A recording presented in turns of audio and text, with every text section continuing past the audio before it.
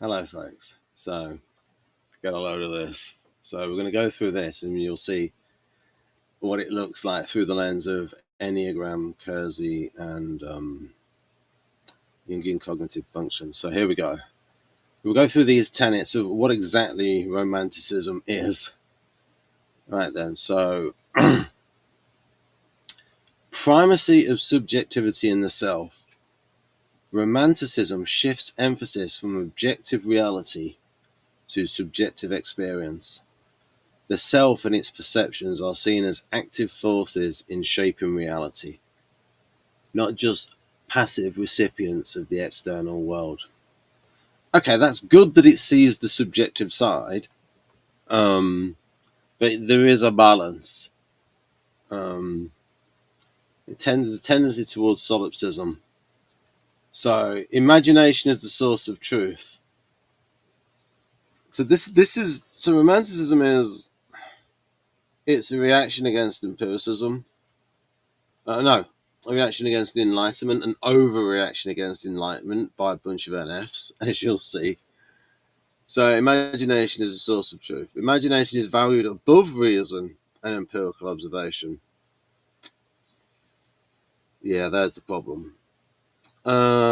Artistic intuition and creativity are considered higher forms of knowing than systematic logic or scientific method. Throwing the baby out with the bathwater. So, emotion and intuition over rationality. Feelings, intuition, and passion are central to understanding life and the world, in contrast to Enlightenment rationalism.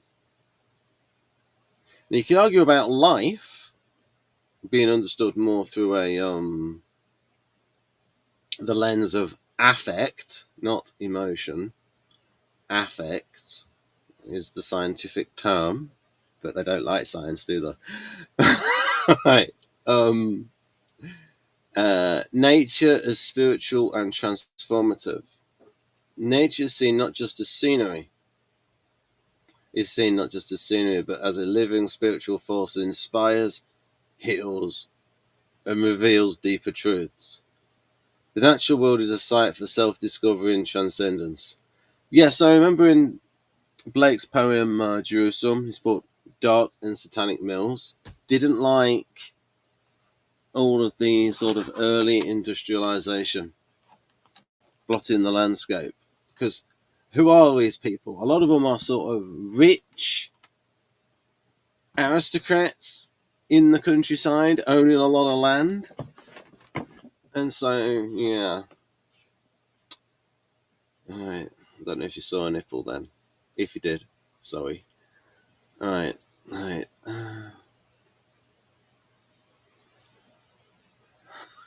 Oh, you're welcome. Right. Here we go. Is that going to change? Oh, no, it's not changed on the other one. What am I going to do? How? Right, I will get it to change.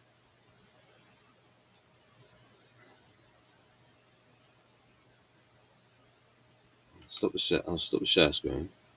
I'll show it again. Window.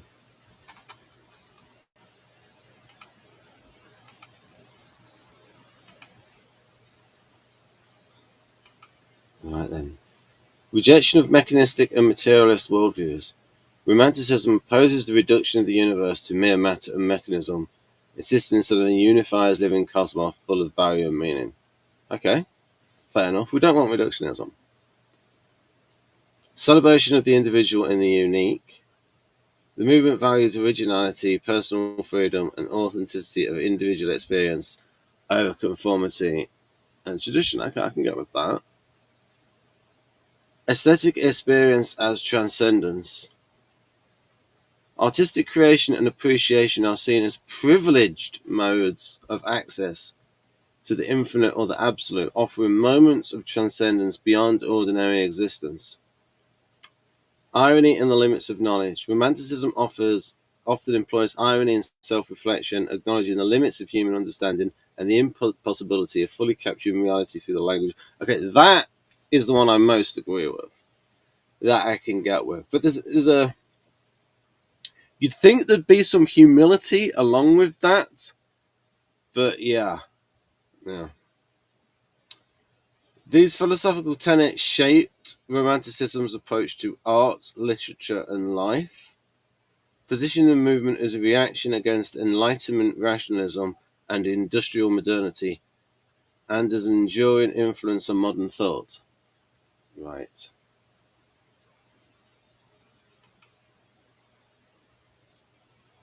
Okay, here we go. Enneagram types.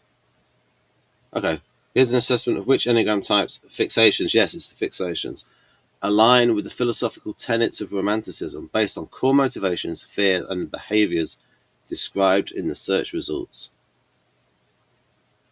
So we can sort of see the sources here, although I could have screenshotted it, I forgot. But again, you got David Daniels, he gets mentioned a lot. So I could always get Jonathan to critique the video. Yeah, proper grammar. Primacy of subjectivity in the self, Enneagram types. Type 4, the romantic. So this is where it's coming from. It doesn't just mean someone who likes soaps. A person with this fixation seeks to express his or her unique identity. It's not just that, though. I mean, I think if you really drill down to the 4 fixation, it's not about being unique. It's about being exceptional. Because exceptional is being unique in a good way. And this is why, with the Enneagram 4, if you were to objectively assess most people who are Enneagram 4 fixated, you would say, and you'd give them, say, psychometric tests and that lot in a conversation, you would say, these people are all of above average intelligence, at least linguistic intelligence.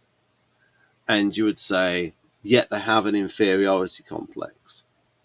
But they are, based on those metrics, they're higher ranked than other people. So where does the inferiority complex come from?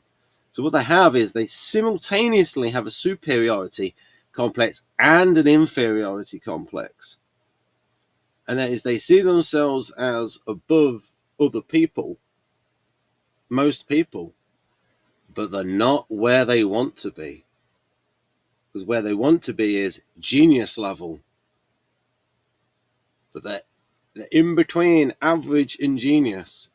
And they want to be genius, exceptional. And so they feel inferior to what they want to be. And superior to many other people. So it comes across as a supercilious attitude.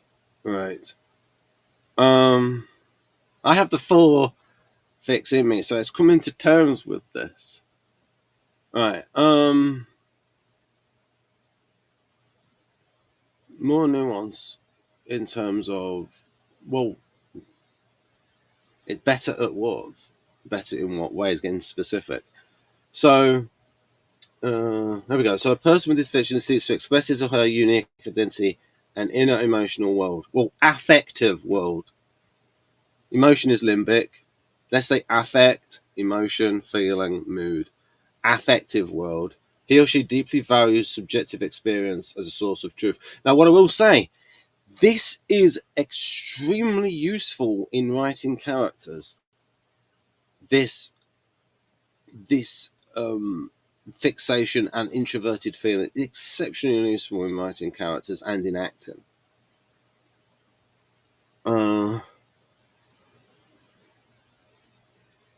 Type 7. The individual focuses on personal freedom and pursues novel experiences, prioritizing his own ideas and perspectives. Yeah. So there's going to be a bit of, well, when we get to the types later on, but there's going to be NF in there and artisan. But I would say the SFPs. And so you're going to get a bit of ENFP in there as well. Imagination is source of truth. Type 4. Depends what kind of source of truth you're going for. Because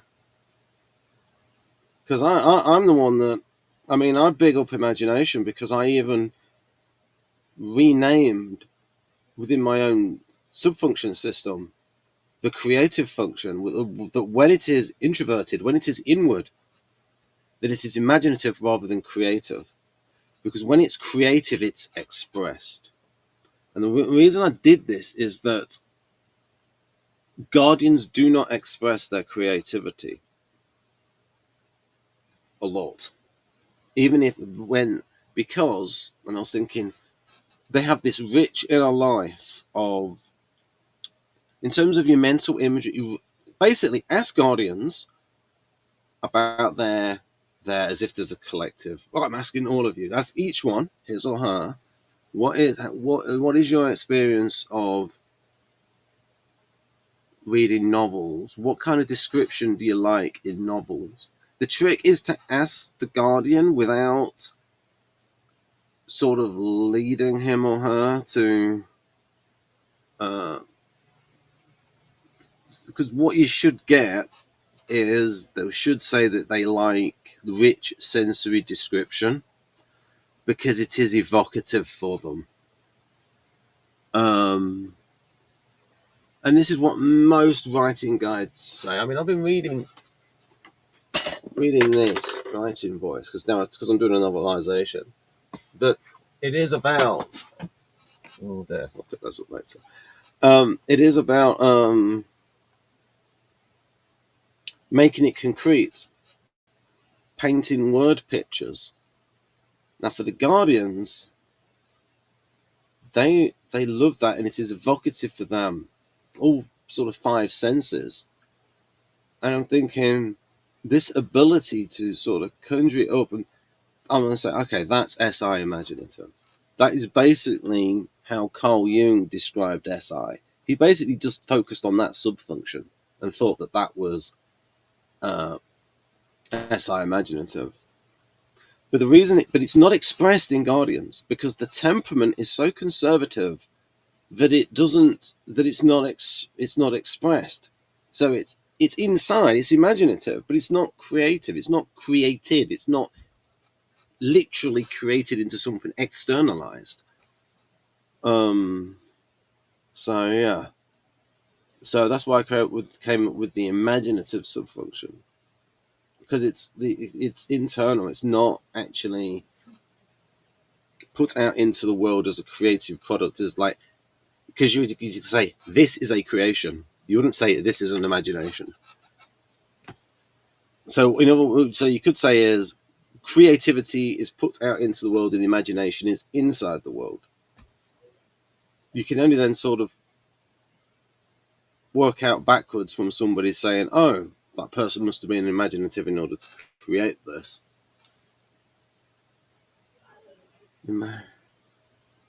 Imagination is source of truth. I've done that. Oh, that's interesting. This person uses imagination to create meaning into idealize reality, often escaping into fantasy to avoid ordinariness. Yeah, this is where you can get a I do think the best thing, my advice to the Enneagram 4 is they really have to sort of use it and to learn the discipline and learn the craft of your art to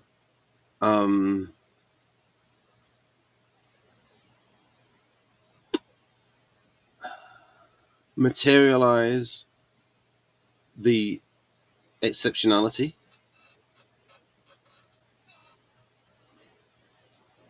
Yeah. Rather than just sort of, that's going on sort of the downside of the 4. It's sort of like use the 3 wing to, because again, to be creative, you have to enact it, turn the imagination into creativity,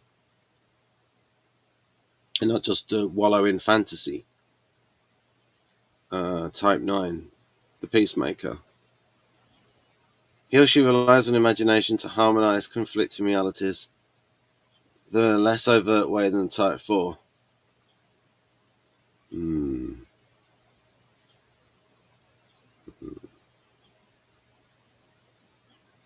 Maybe more INFP. That's interesting. This is the first time I'm reading through this. Okay. So let's be pedantic. Affect and intuition over rationality. The individual prioritizes affective authenticity and depth, often rejecting logical detachment. Type 2, the helper. He or she relies on affective intuition to connect with others, though this is more outwardly focused than in type 4. Yeah, more FE.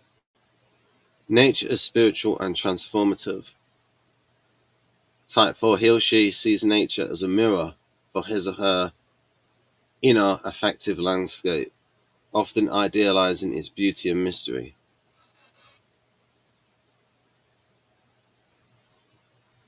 Yeah. This person values nature's inherent harmony and uses it as refuge from conflict. You get a lot of this when I've talked about ISFP and ISFP. It's there is a tendency. There's some stereotypes, and the typological stereotypes have a grain of truth in them, and that is the idea of the ISTP lone wolf or the ISFP living as a hermit in the mountains, painting and sort of taking in all of the scenery. And there is a sort of a theme of amongst the romantic painters of they have a small figure of the human being and then they have the landscape behind. And the sort of emotion, and it's almost a way of, I sort of see it as the ISTP and ISFP, they're extroverting and introverting at the same time. In that they're out there with all of this sensory input from nature, but they're alone in that. And so they're doing the SE thing, and doing the FI thing. Or in the case of ISTP, I don't know, plotting their next takedown, I don't know. But it more, we sort of see it as the ISFP. And introverted and extroverted at the same time. Losing him or herself in nature, but also finding him or herself in nature. So, yeah. Right then. Rejection of mechanistic and materialist worldviews.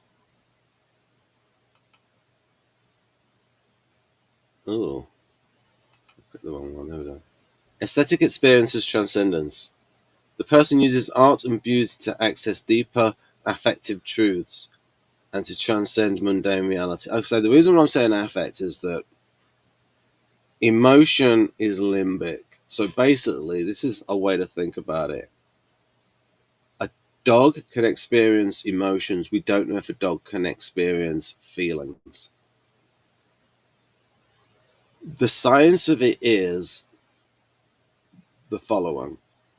We have the limbic system, which is sort of an older part of the brain. And within psychology, feeling is defined as sort of the subjective experience or emotion.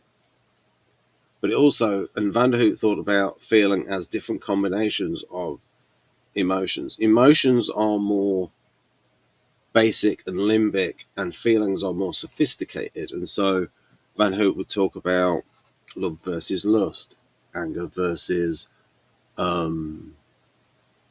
being indignation.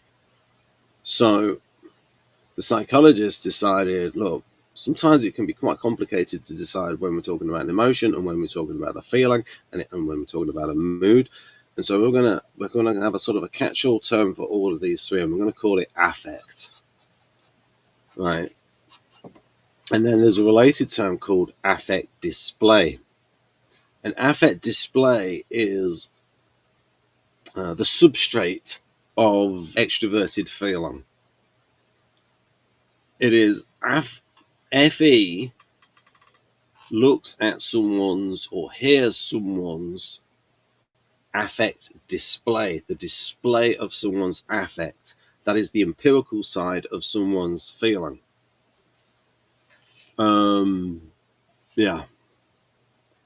So this is why I say affective truths, because we don't know whether we're talking about emotion or feeling. Now, this is important when it comes to Jungian cognitive functions, and that is because the truth of it is that emotion is a part of sensing.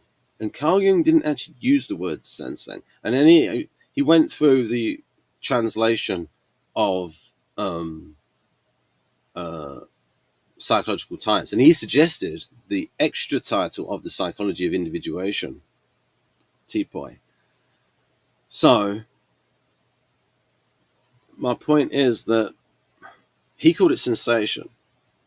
Van der Hoop, writing 15 years. So Van der Hoop, he wrote about psychological types when he had a book that was published a little bit after psychological types called something like Character in the Unconscious. He had a book that was called Character in the Unconscious.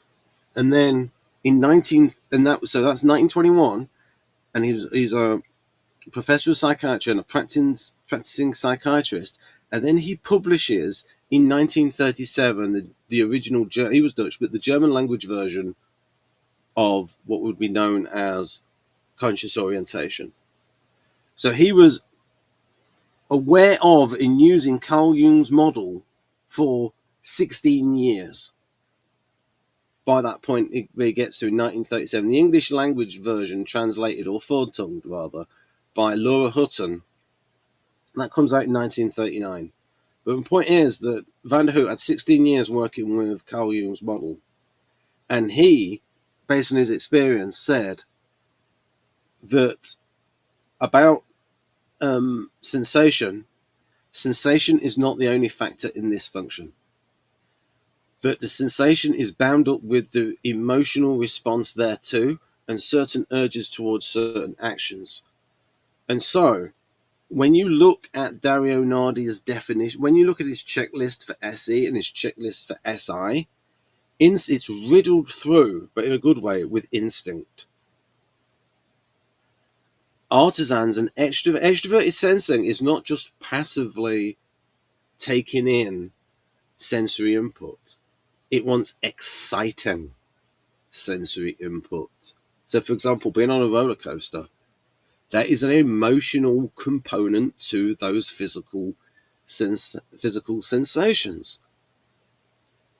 So it's bound up with certain emotional, and so he said, I am calling this function instinct because it is a unity of sensation, emotion, and certain sort of instinctive tendencies related to that. And so I look at that and I go, oh, bloody hell, he's right. And I'm thinking, I need to make this clear for people, so I'm going to call it sensory instincting. And I want to make it as a present participle or to make it show that it's a verb, it's an active process rather than nominalized to an abstract noun. So sensory instincting. And so when you look at it, especially SI, the way Van der Hoop described SI, he did it in a roundabout way because he described the introvert of instinctive type. And he gave the prime example of the conservative farmer who cares for his lands and his beasts and does everything very methodically in the same old way. And basically, it is very Guardian. Now, unfortunately, this book was not known about, even though I will give credit to the MBTI people that when Gifts Differing was written, she did properly attribute this book, Conscious Orientation by Van der Hoop, And it's in the back, it's all properly referenced, and she quotes from the book 10 times. So given that Gifts Differing is a seminal text for the MBTI people, it's mentioned in here. Why is does the community not know about Vanderhook? I only know about Vanderhook because Shalina kept saying that, came in banging on, all right then, I'll have a look. You wore me down. There.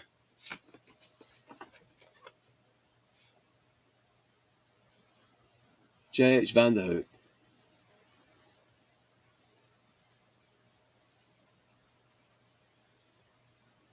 Right. And let's have a look at, so why haven't people, thing is though, back in the day it was hard to get books that are out of print. Because they're only in sort of libraries. Let's have a look at a proper bibliography. It should be in here. Right. Yeah, right. Endnotes, references. Right. There. It's right there. J.H. Vanderhook. There. 1939. Conscious Orientation.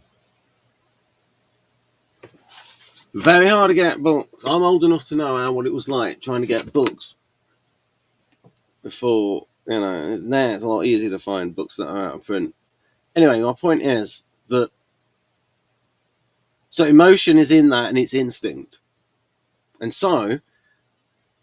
we can see that it's in, so for example, if you read the artisan chapter in, basically, if you want to understand extroverted sensor, read Keirsey's artisan chapter in Please Understand Me Too, and then read the SE chapter in Dario's book, The Magic Diamond. And you'll understand that's about as best as it's going to get in terms of describing SE. Now, because you can say SE is the artisan instinct and SI is the guardian instinct. So if you see my videos on where I talk about these functions, but the point is that emotion is bound up with, is part of that instinct, sensory instinctive. So, but what we're talking about here is affect, which is emotion, stroke feeling, stroke mood. Right. So that's why I talk about affect. There must be a lot of pedantic INTPs in psychology. Yeah. Or is that suggestible FE? I am going to use my TI system to understand people. Right. And look at all the people who have developed the typological systems who are INTP. Jung, arguably. Linda Barons, INTP. David West Keirsey, INTP. Victor Galanka, INTP. Yeah. Type 5. He or she may intellectualize aesthetics but seeks transcendence through knowledge. Also, the Type 5 can have a 4 win, or have a 4 fix and a trifix. Irony in the limits of knowledge. This is where they were really good. And it's sort of, because what you get in philosophy is you get these sort of cycles. And there's a lot of this that sort of would be sort of repeated in postmodernism. Type 6 loyalist. Here she acknowledges uncertainty but seeks security in systems or traditions. A lot of these are going to be guardians. Type 5, the individual accepts the limits of knowledge but responds with intellectual detachment rather than romantic hope. Well, if it's an INTP Type 5, then it's like Immanuel Kant, thinking about thinking and knowing the critique of pure reason. Because when it's the lead function is the most nuanced function. So the INTP will be the most nuanced about thought because the INTP is thinking about thought. We're just like INFP should be the most nuanced about FI. And it's thinking about it a lot, analyze. And that's another thing. CBT, cognitive behavioral therapy, shows that thinking and feeling are not neatly separate things. They are very much integrated. How you feel about something affects how you think, and how you think affects how you feel. And CBT is exceptionally useful for the Enneagram 6. I'll prove it to you. It's over here. I'm going to read a bit of it later today, but just to give you an example that... So I'm trying to be honest about limits of... So for example, look how many of these relate to the 6. Right, so I'll just read it out because you might have seen it. So, standing up to anxiety and facing fear. So basically, it's asking the 6 to be counterphobic. Right, that one about addictions. I said there, uppers for artisans, downers for SJs, guardians. Body image blues. Again, that could be E6. Overcoming obsessions, E1 and E6. Overcoming low self-esteem and accepting yourself, again, E6. So this actually goes with the E6 being part of the head triad. But you can see there the utility of the 6 to the utility of CBT for the Enneagram 6 fixated person. So the whole and CBT has had thousands and thousands of case studies, and it really does show that. I mean, CBT comes across as an INTP coming up with a system which is basic. Well, if you think about it like this, it will change your feelings. Sorry, affect. Yeah, the ABC model. Yeah. Right then. Type 5. The individual accepts the limits of knowledge but responds to attachment. Glorification of childhood and innocence. This might be a bit... This is like... There is a bit of that with the nationalism and folklore. With the sort of the romantic hero. Part of that is the historical time. You had the Napoleonic Wars around this time. This person is nostalgic for childhood's freedom and playfulness, avoiding pain through optimism. He or she idolizes childhood's simplicity, a symbol of pre-conflict harmony. Nationalism and folklore, he or she finds security in cultural traditions and collective identity.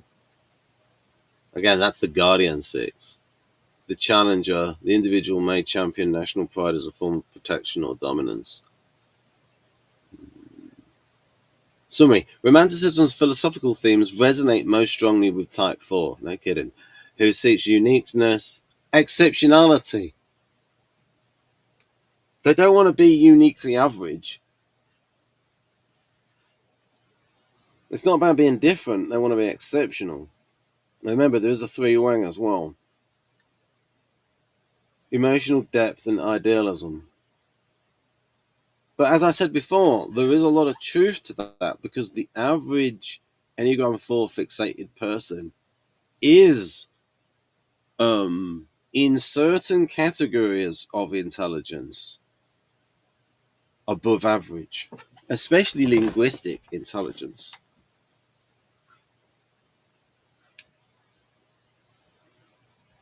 And part of them is happy about that, and part of them is not happy about that.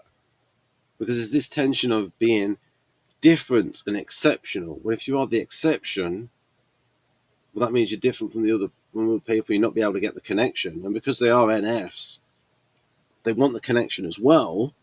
And that can make them feel worse because they simultaneously want to be exceptional and accepted. So what they really want is to be accepted for their exceptionality.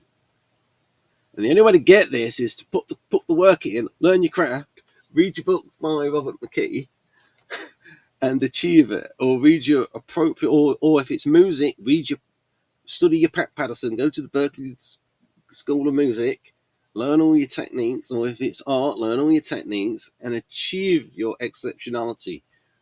Materialize it. Right. Idealism types 9 and 7 also align with romanticism, emphasis on harmony and experiential joy, respectively. Other types, such as type 1 and type 3, engage with certain aspects of romanticism, but not as deeply as type 4. But remember that don't want to just think of this as idealists, because there is some SFP in there. And they get forgotten about as, the SFPs get forgotten about in terms of, I didn't miss anything out, did I? Well, tough if I did. If the SFPs get forgotten about when it comes to Enneagram 4. Certainly here's a table mapping each Romanticism tenet to the Enneagram types, fixations. Most closely associated with that tenet, each checkmark indicates a notable alignment between the Enneagram fixation and philosophical theme. Right, so this is sort of primary subjectivity in the self. Yeah.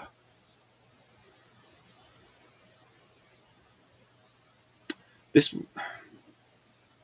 ENFP, ESFP 7s. ENTP, not so much, because they're very weak in FI. It's the weakest function. Imagination is a source of truth. If you're talking about affective truth, sort of less tangible truth, then yeah. Right, so this is the summary that we went over before, and I will go over it to move forward. Okay, here we go. Right, so now we know what I mean by romantic. The type 4, the individualist, aligns most strongly with Romanticism's core tenets, especially those involving subjectivity, especially FI, imagination, imaginative FI, and imaginative SI, affect, nature, exceptionality. Because remember, they don't just be unique as in different. Oh, I have 5 eyes and 3 arms. No, they want to be exceptional in a good way. Type 9, the peacemaker, and type 7, the enthusiast, also show notable resonance with certain romantic ideals. Yeah, this is part of this is ISFP, and ISFPs can be 9 fixated. See Imogen on the channel, and type 7, ESFP can have that.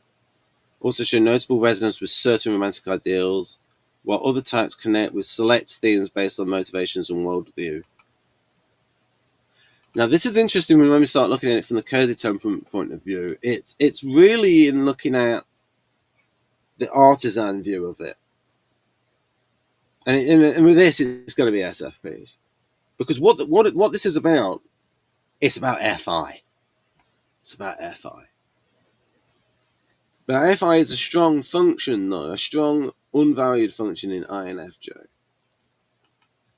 Blameau's a grammatically correct analysis, well, we'll see, analysis of the core philosophical tenets of Romanticism mapped to the 4 Keirsey temperaments: artisan, guardian, idealist, and rational. A-gear. Each temperament is associated with particular tenets based on its characteristic motivations and worldview.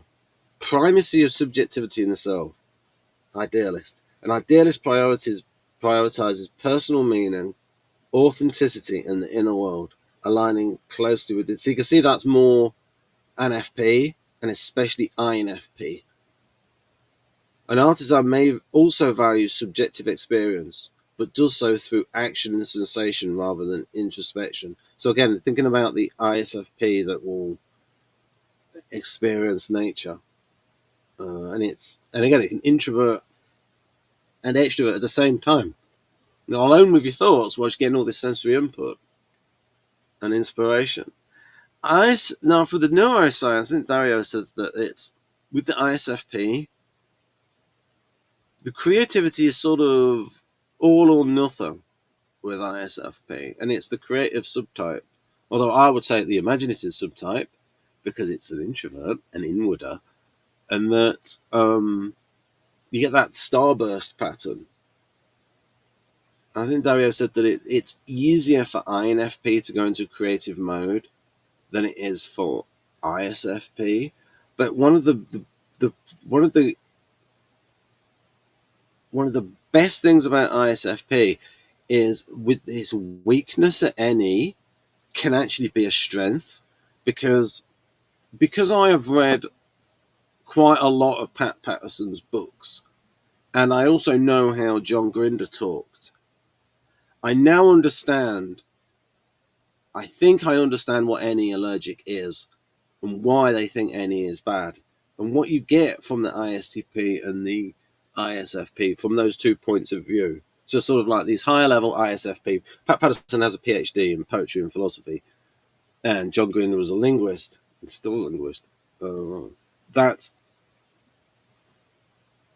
it's not about connections between contexts. It's about the context and all the details and specifics of the context. And Pat Patterson is always talking about prosody, all of the elements of something working together. And he gave an example of what he thought was a bad song. And it sounded like an NFP song saying, well, something bad's happening in this part of the world and something bad's happening in another part of the world. And it's like, no, you stick to one theme and have all of the elements working together. And so you get that unity and integration. And that is very useful in the arts. And so there you can see that, because a lot of times creativity gets put under the Annie umbrella, and there is true, but there's different ways of getting towards creativity. And so that's why for every function, for every extroverted function or outward function, I have a creative subfunction, and for every inward function, I have an imaginative subfunction. Right.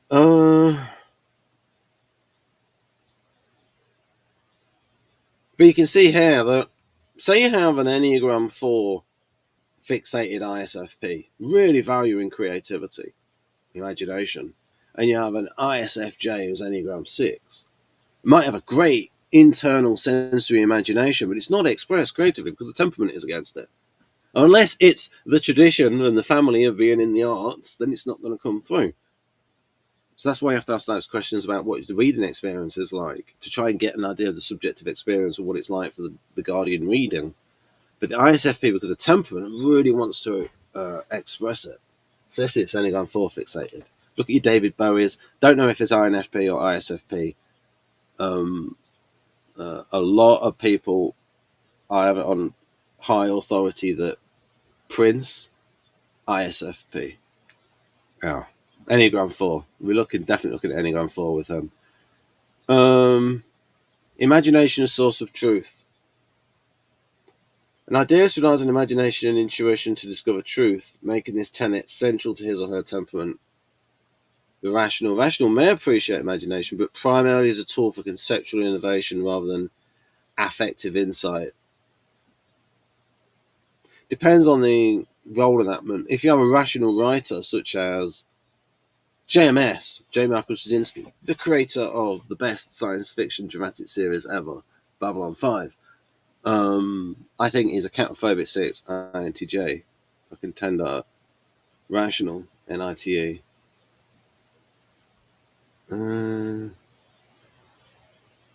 Right. Affect and intuition over rationality. An idealist trusts affect and intuition, often placing these above logic in the pursuit of meaning. In certain contexts, I can say.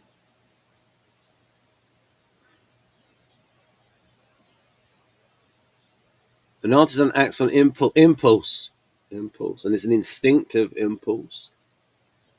I asked Jeff about it and says, well, it's fun. Being impulsive is being alive, he said. But with a focus on immediate experience rather than philosophical depth. Yeah. Nature is spiritual and transformative. Idealist. The idealist finds spiritual significance in nature, viewing it as a source of inspiration and personal transformation. An artisan appreciates nature for its beauty and sensory richness, engaging with it in a direct and experiential way. Yeah.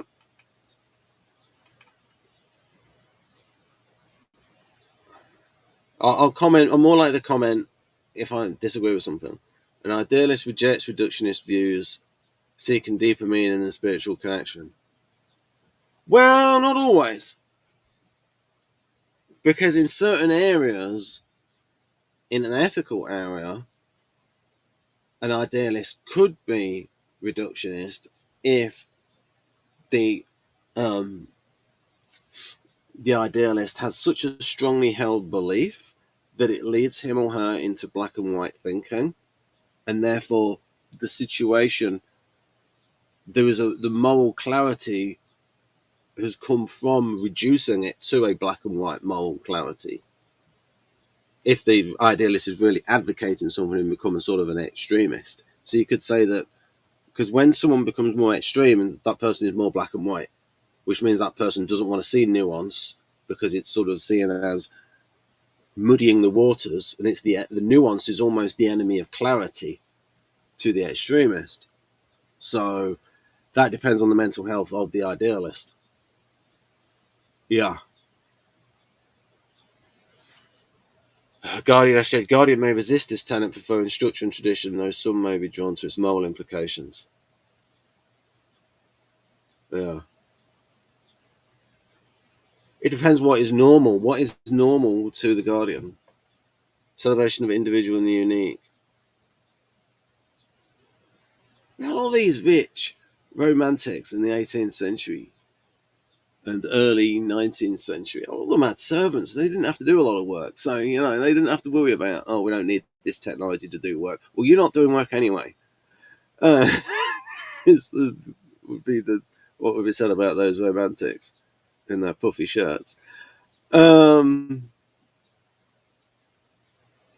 pirates. An idealist celebrates uniqueness and individuality, striving for self-actualization. Now, the thing is, when they had the new romantics in terms of the music, Simon Le Bon actually was something else. Simon Le Bon actually likely an idealist, and if you actually see his writing, because he did write poetry and he was like trying really hard to be metaphorical, and if you listen to his songs in the mid-80s, especially A View to a Kill, that has what I call purple lyrics. It's like there's some metaphors in there that are good, and then there's all ones where it's like, whoa, that should have been cut out. You're trying way too hard. But by the time he gets to the 90s, Ordinary World, he has matured as a writer, and those lyrics of Ordinary World are excellent. So he really was, that wasn't just an image for him. He really is sort of the idealist Simon Le Bon. So he was the sort of the new romantic poet and that lot. And he won a sort of a poetry competition, I think, when he was like 12 years old. So yeah, he turned up for an audition with the band Duran Duran. And may have had a different name at the time, I don't know. And the legend is that he had a book of poetry. Well, basically he had the book and he had songs in there and some of his poems. Yeah. So a lot of the other so-called new romantics at the time may not have been as romantic as he. But yeah. Right. And I did, but if you want lyrics that actually trying to be poetry, look at the writing of Simon Le Bon. He's trying. Yeah, he's trying. It's like, good on him for putting the effort in. But yeah, so View to a Kill is full of so, and it has some purple lyrics in there. So that is what I sort of got that term from, purple prose.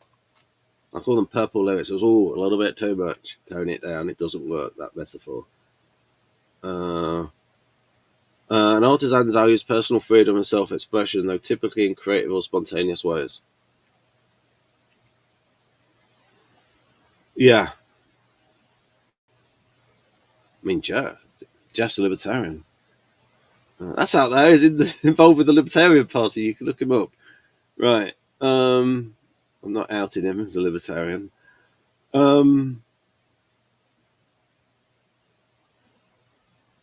So when Jeff says it can be about power, it's always about freedom. I need to remember, okay, it's not just not speaking for all artisans there. Jeff literally is a libertarian.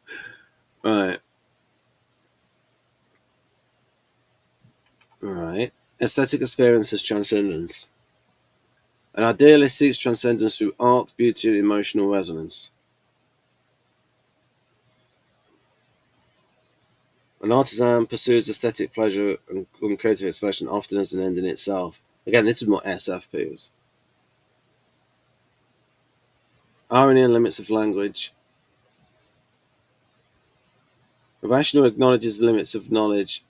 Well, they should do. It depends if they're an ENTP and they're sort of like have an agenda. in pushing a system. A rational acknowledges the limits of knowledge, approaching reality with skepticism and intellectual curiosity.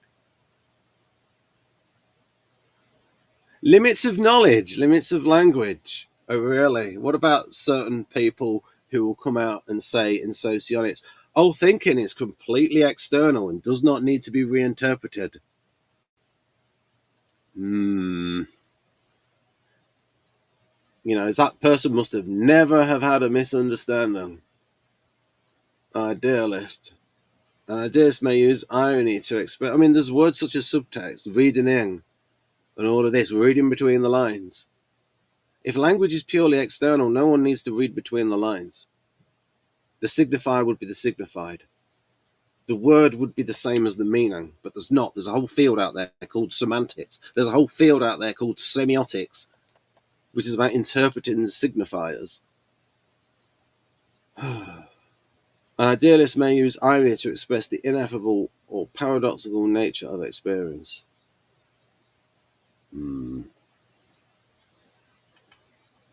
Glorification of childhood and innocence. These ones are weaker. At least now, I mean, more the case at the time. An idealist idealizes innocence of childhood as symbols of purity and authenticity. An artisan values the spontaneity and playfulness of childhood, seeking to recapture. Okay, they do go towards fun. Yeah. And so maybe it's the playfulness of childhood for the artisan. They don't want the responsibilities. Prefer not to have the responsibilities. A guardian finds meaning in tradition, community, and cultural heritage, resonating with this tenet. Yeah. Idealists may be drawn to folklore for its mythic and symbolic content, but is less likely to embrace nationalism as a primary value. Yeah. Yeah, it depends if it's built around. If the nationalism is related to religion or other values that are very important to the idealist, depends on that. Right. Right, so that's just as you say. So a bunch of idealists are more artisan than you think. But again, this is SFPs. So the commonality here is FI. I mean, FI is a club function for the idealists, meaning that it's in the top four always for idealists. Number one for INFP, number two for ENFP, number three for INFJ, meaning the strongest unvalued function in INFJ, and slot four for ENFJ, meaning it's the backseat driver or ignoring function. But I see it as the backseat driver. It's a club function. In other words, an idealist has an overall feeling preference, and therefore both kinds of feeling are in the mind of the idealist. And it's just that when it's in the back of the mind, FI is in the back of the mind for ENFJ. The front of the mind is FE. Do you see here? There is the... Okay, that's the playfulness. Yeah. There. And then we're going to get towards... We're going to get on that...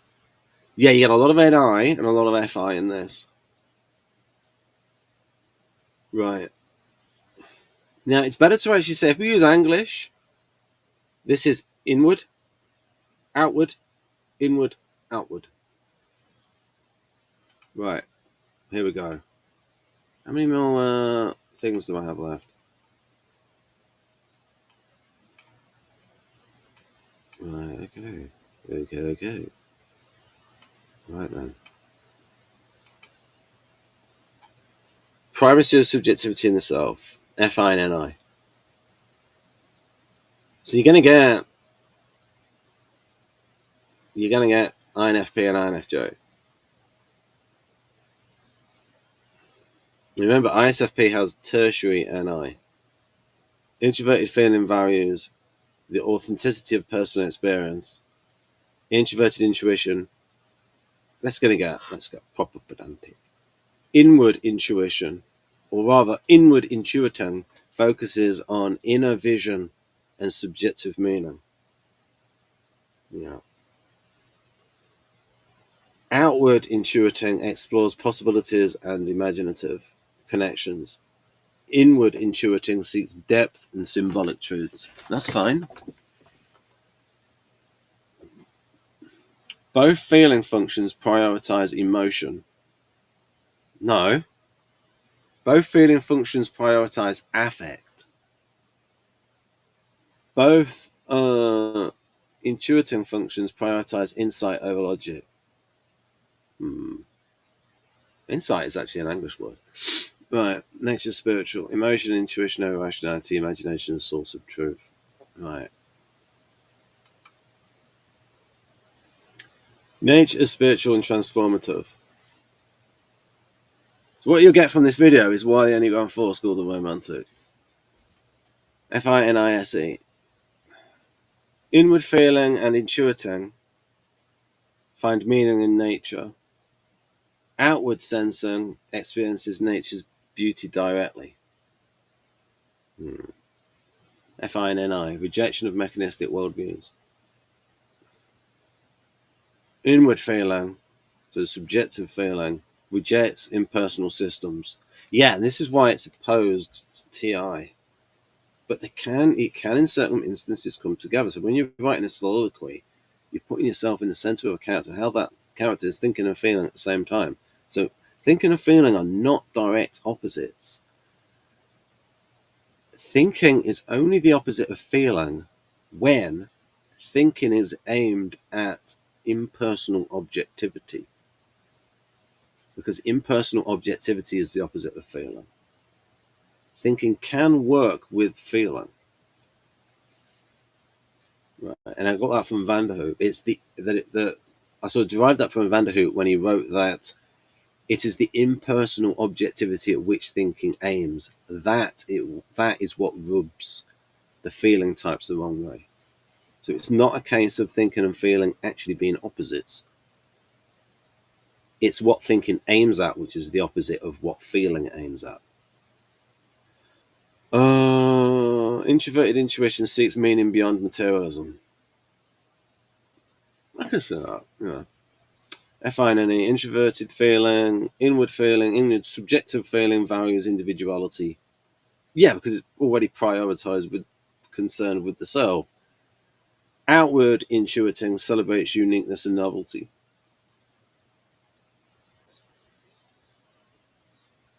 Yeah. So again, like, getting a lot of INFP is not going to tick most of these boxes. Now, but what could happen is that the INFJ with the FE can sort of hide it a bit more. Right. Aesthetic experience as transcendence. Although Tamsy P doesn't.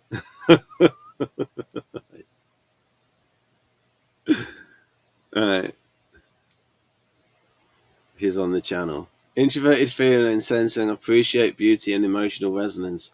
Introverted intuition seeks transcendence. Subjective feeling and sensing appreciate beauty and emotional resonance. Introverted intuition seeks transcendence.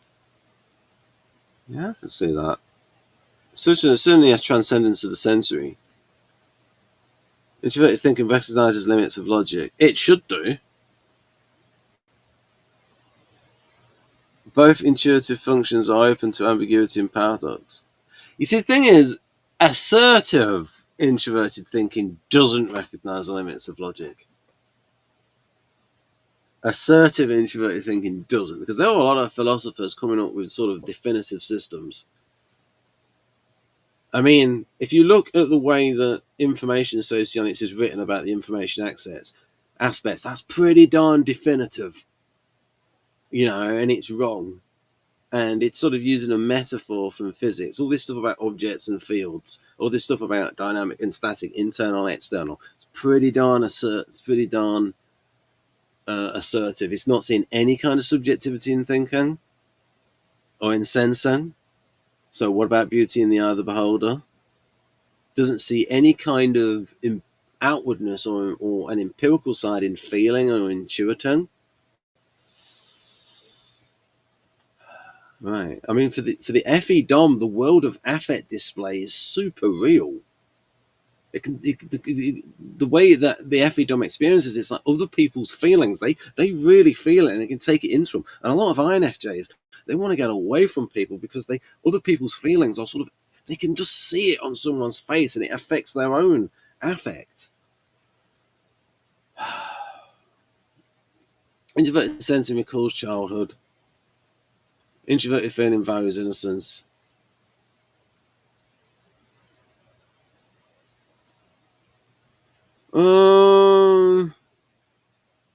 Introverted feeling values innocence. SFPs might disagree with that.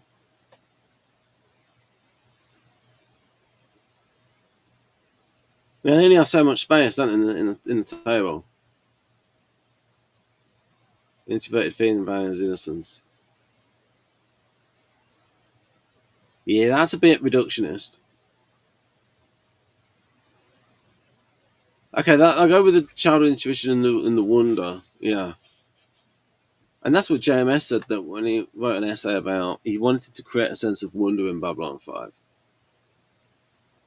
Introverted sensing prepares tradition and history. Preserves, rather, tradition and history.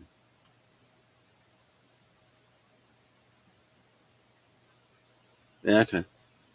Nationalism, okay. Explanations of each tenet. Privacy is subject in itself. Introverted feeling centers on personal values and authenticity. NI explores the inner world and personal meaning. Thrives on possibilities and creative associations. Seeks deep symbolic and visionary truths. FI affect and intuition over reality. Extroverted feeling both value emotion. Oh, yeah. No, both value affect. And extroverted intuition prior insight. Right. Intuition, spiritual meaning. Seeks meaning beyond the material. I'll go agree with that. Yeah, FI with the uniqueness and authenticity. Yeah. FI is a big factor in this. FI is extremely important in writing, in character writing. It really is. Because you can see it as that is a weakness of Douglas Adams. Fantastic imagination. Really good at ENTI. But the way his weakness as a writer is in characterization. And I have to sort of stop myself from sort of saying, look, I'm criticizing it for what it's not. I'm criticizing it. I'm criticizing Hitchhiker's Guide to the Galaxy for not being a dramedy. Because I want it, they have to sort of judge it on its own terms. TI and the Annie is brilliant, especially in the creation of the infinite improbability drive. All right. Introverted thinking is aware of the limits of logical systems. Well, perhaps in INTPs, not necessarily in ENTPs. Well, at least they don't talk about it. Extroverted intuition open to paradox and ambiguity. SI recalls, maybe. Right, and how many is left? Romanticism's core tenets most often align with introverted feeling and introverted intuition, reflecting the movement's emphasis on authenticity, inner meaning, and personal vision. Extroverted intuition and extroverted sensing also play important roles, especially in imagination, creativity, and appreciation of beauty. Introverted sensing and extroverted feeling are most relevant to the tenets involving tradition, folklore, and collective identity. Right. What do we have here? Oh, that's just asking for the tick table. Right. I'll just you want to take that in. Pretty useful. I'll give you an opportunity to screenshot that.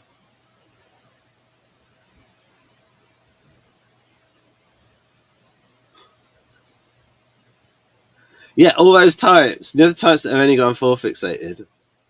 ISFP, INFP, TE inferior, INFJ, TE allergic. Yeah.